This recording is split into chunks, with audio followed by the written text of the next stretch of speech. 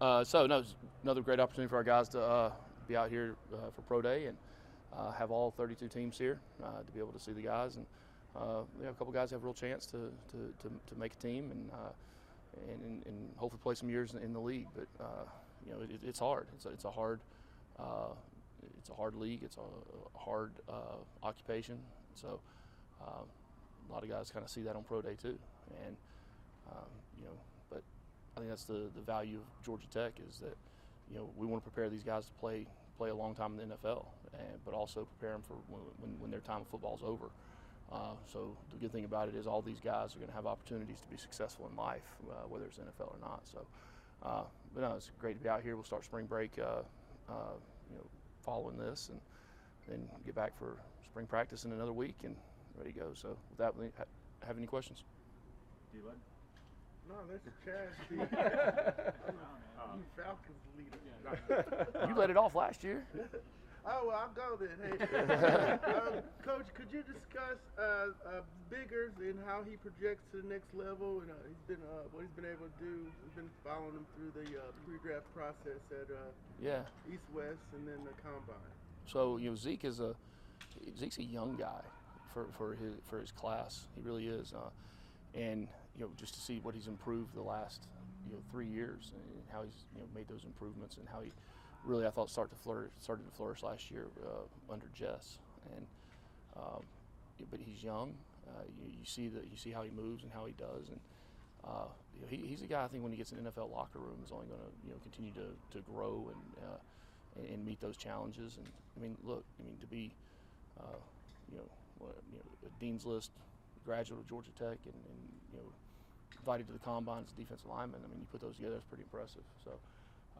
I think team will be lucky to have him.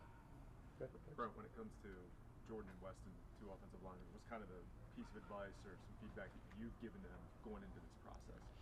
Look, everybody wants to play in the NFL.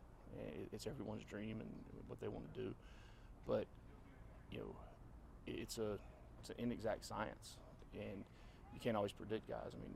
Devin Cochran was here yesterday. He's going into his fourth year playing, and he was an undrafted free agent. So. He's continued to work and make himself a better player and continue to have opportunities there. So the advice I give him is whether you make it or you don't make it, make sure you have your plan in place when you're done.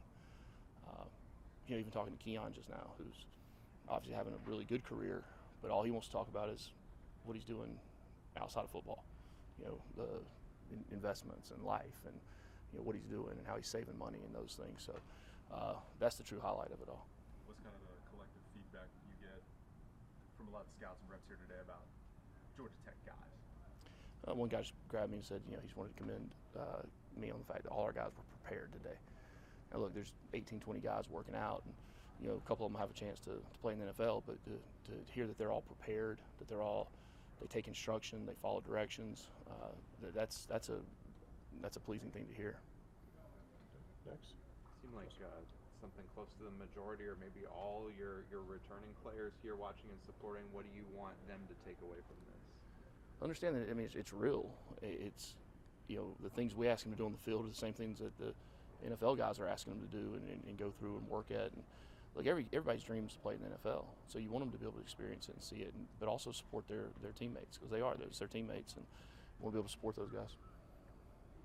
Anything else for Coach King? One other thing on Zeke, I guess a couple weeks ago it came out before the All-Star game he had emergency surgery and still competed and all that. What do you think, or appendectomy or something? What do you think when you heard that? Have you ever had someone have surprise surgery and then decide I'm still going to lace it up and compete? Not an appendix, but I don't even know. I can't even spell the appendix. But